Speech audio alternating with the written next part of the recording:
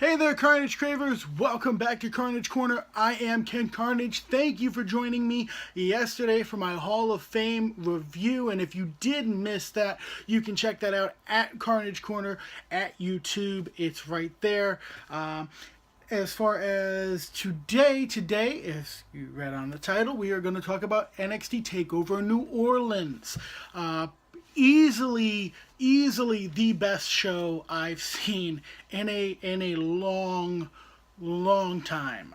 Good surprises, things, things I did not expect, some things I did expect. And the great thing about an NXT show is after an NXT show, there's always that wonder in the back of your mind is, am I going to see this person on Raw? Am I going to see this person on SmackDown? Are they done in NXT? Are they coming up? And so it's definitely an interesting excitement to the show. They opened up this show with the six-man tag. How am I doing? 6-man ladder match for the to crown the inaugural NXT North American champion. Have you seen, well, obviously if you watched the show you saw, but this belt, the NXT North American Championship, I love this belt. This thing is fucking beautiful, pardon my French, but the gold plates, the brown strap, it's simple, it's elegant, it's old school. I love it. It may be the best looking belt on the damn roster, on any of the rosters right now. It might be the best looking belt. I'm loving this belt. That being said, that ladder match, this was the first time for myself personally seeing EC3 or Ricochet in action. Okay, and of course they're in the match with Killian Dane, Velveteen Dream, Adam Cole, and Lars Sullivan. Now, Lars is probably my favorite guy in this match. I like Dane. Dane's great. Adam Cole, I'm not a fan. He looks like discount Stevie Richards to me, and I don't care for him. Velveteen Dream is a unique guy. He's very talented. I wouldn't go as far as to say that I'm a fan, but I definitely appreciate the performance he puts on and his ability to do so. The whole Prince thing gets a little weird for me sometimes, but hey, you know what? It's Goldust was a little weird at first too, so it just is what it is. Those are not things I encounter in my everyday life, so it's a little weird. But that being said, this ladder match was what a way to start the frickin' show. I mean, these guys are nuts. They friggin' did so much. I mean, we ended up with 2 broken ladders, crazy ass stunts. Ricochet, I like EC3. Ricochet, the verdict's still out because, I mean, I'll say this for the man: he can bump. He can bump for sure. Watching him is, three times in this match, he goes to do something, and like, if I thought he was going to kill himself.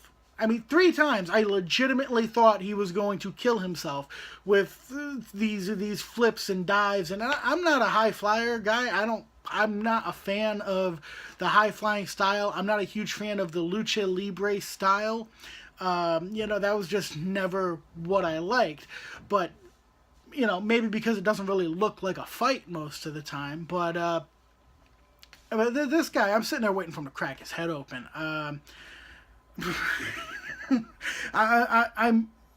I'm assuming that when he got into the back, somebody was like, "Hey, what the fuck are you doing? You can't have you smashing your head open on live TV." But to make a long story short, Adam Cole actually won this matchup. I thought for sure it was going to be EC3 or Ricochet or possibly Velveteen Dream. I was hoping it would be Lars Sullivan, but I thought that those other 3 were a lot more probable. But they put on Adam Cole. So, which I understand doing the heel champion thing. You can have the chasing babyface. I'm just not sure who that babyface will be. I am wondering if we're not going to see Velveteen Dream called up, to the main roster. Personally, I'd put him on SmackDown. I don't know. I don't feel like he would get. I feel like he'll get better airtime on SmackDown than he will on Raw. Because on Raw you got Roman Reigns in every segment, so how much room is there for the Velveteen Dream? Until they get rid of Mr. Monica Pads under Vince's desk, it's a much safer bet to go to SmackDown, where you might actually get a fair shake of things. That being said, so Adam Cole is the inaugural North American champion. Great belt. We'll see if he's going to be a great champion. And it'll be good. They then went into the title packet, the package for the women's title, the feud between Ember Moon and Shayna Baszler, and of course that leads right into the match. Great match. Shayna Baszler has improved so much. She's improved so much, and Ember Moon, of course, is ready. Ember Moon is definitely ready for a call up. If I had to guess, I'd say she's probably going to Raw. Although if they send her to SmackDown, she can renew her feud with Asuka. But either way,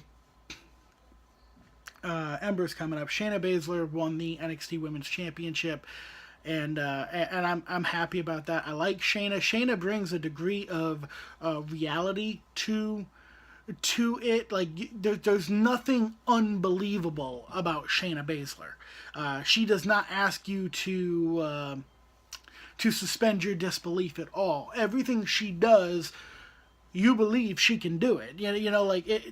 There's nothing.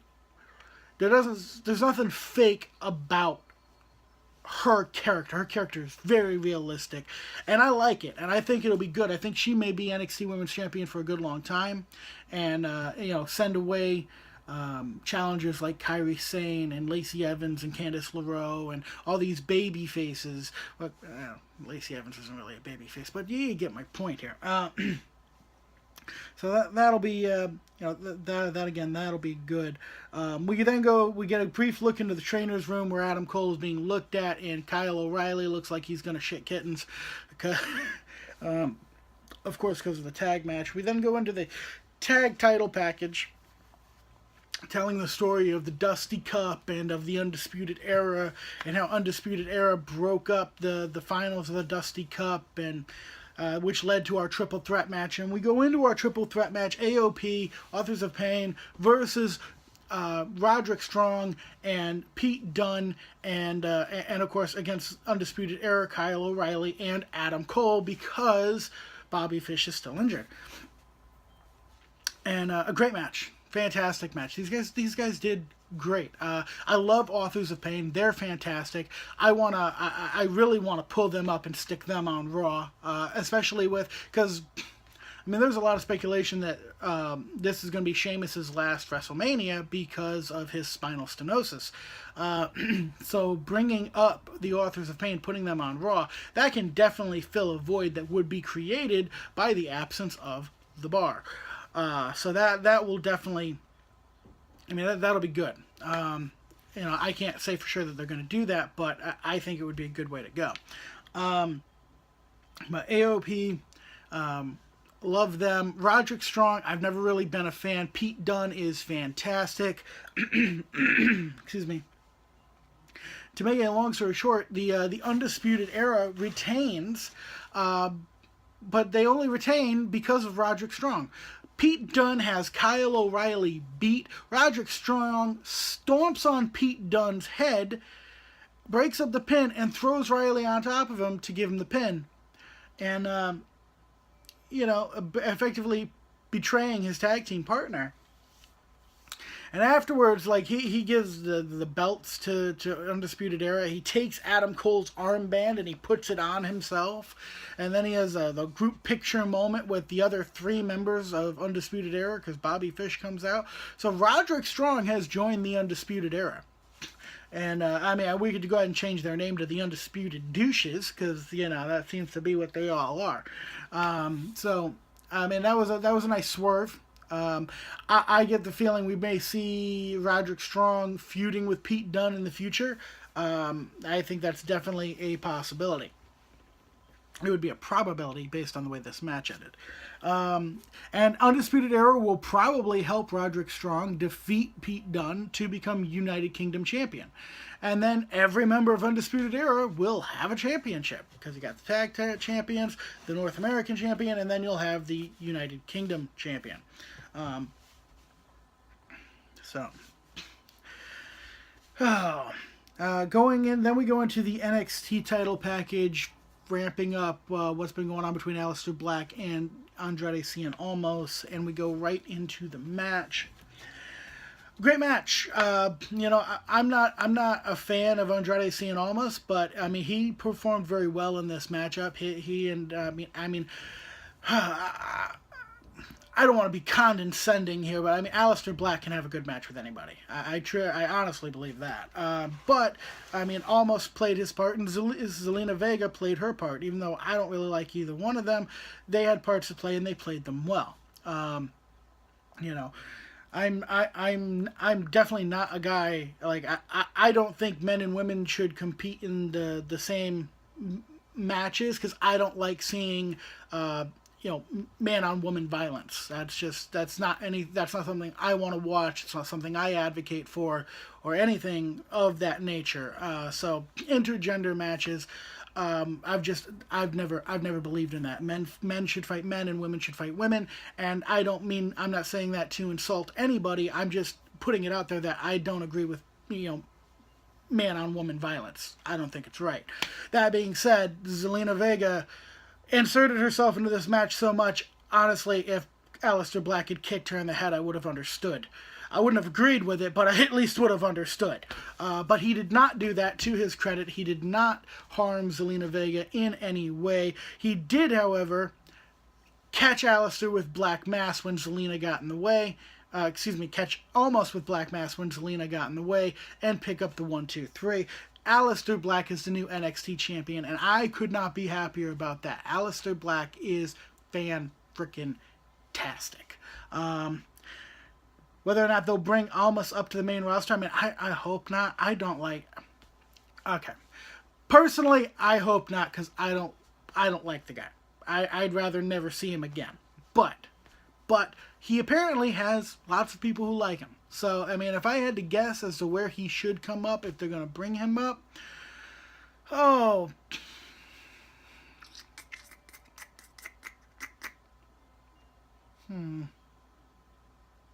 don't know. I'm going to have to think about that. Whichever brand you brought him up to, you have to put him in either, you don't put him in a world title picture. Not right away. Yeah, definitely not right away. I'm not sure what they should do with him. Personally, I don't care if he falls off, out of the company, but that's neither here nor there. So Black won the NXT Championship, which is fantastic. We then went into Johnny Gargano and Tommaso Ciampa. And, this crowd hating on Ciampa. So bad, this crowd hating on Ciampa. And, I don't get it. I always liked Ciampa better. And even now, I mean, I like Ciampa better. I understand, he was locked in this tag team with this guy, is weighing him down, albatross around his neck. He cut the dead weight. I mean, how can you blame the guy? Seriously. There's an old saying, you come into the business, you can make friends or you can make money. Obviously, Ciampa decided to make money, But, this was a brutal match. Unsanctioned match. Anything goes. Absolutely freaking brutal. No color either. I mean, somebody got a busted lip, but I mean, no blading, no real color. They had some spots that looked like they fucking hurt. The suplex off of the announce table, the powerbomb from the ring apron onto the fucking concrete floor. I mean, just, ow. I'm sitting there. I'm watching Tamasa did a real good job tucking his chin on that powerbomb to the floor, because a good thing, he would have cracked his head wide freaking open. Still looked like it fucking hurt. You know, at one point, Tommaso yanks somebody's crutches away from a plant. I know he was a plant. He's got to be a plant. Tommaso takes his crutches and it goes after Gargano with him. You know, and it was a real back and forth kind of matchup. Tommaso doing lots of damage, and then Gargano managing to come back, and then more damage from it was back and forth. It was a good match. I may not be a fan of Johnny Gargano, but I would never say that the guy doesn't belong in the ring. He's fantastic. But the ending of the match, it almost looked like they were going to make friends again. That was a funny thing. Like, Tommaso's sitting down, and he's, kind of suckering Gargano in, and Gargano sits. Tamasa tried to whack him with his knee brace that he had taken off earlier in the match, and Gargano ducked. He managed to lock in an STF around the unprotected knee and used the knee brace to yank back on Ciampa's head. Pretty much folded him up in half, and Ciampa tapped out. So Gargano is once again employed with NXT. Like he was ever fired. Come on now. But storyline, Gargano is once again employed. And, they had his little teeny bopper there come running out to celebrate in the ring with him and whatnot. And yay, whatever. Personally, I hope that Tommaso gets called up from NXT. You could stick him in 205 Live. Personally, I wouldn't. I would stick him on Raw and let him feud with Finn Balor over the Intercontinental title moving forward. That is personally what I would do, because I think him and Finn would tear the house down every freaking night. Every single night, I think him and Finn would tear the freaking house down. And I could see Ciampa as Intercontinental Champion. I could. But that's just me. But like I said, the NXT Takeover New Orleans, great show. I gotta give it a solid 8. Solid 8 out of 10 for sure. I'm trying to gear up for WrestleMania tonight. I record this Sunday morning. Gear up for WrestleMania tonight. 7 fucking hours of programming. Like, God, I don't need some friggin', an entire bottle of fucking B vitamins or meth or something to keep my ass awake through all this. I'm kidding. Don't do drugs. They're bad. No, but you know what I'm saying. It's a it's a long ass show. But you will be seeing a review from me on WrestleMania tomorrow. I'll be shooting it tomorrow, putting it live tomorrow. Jump in the comment section. Tell me how you liked NXT New Orleans, or Takeover New Orleans. Shoot me for a word. Come on. Tell me how you liked it. Tell me what surprised you. Tell me what your favorite match was. Tell me if you think I'm an asshole. I can take it. It's okay. And at the end of the day, always remember one thing. Carnage is right around the corner.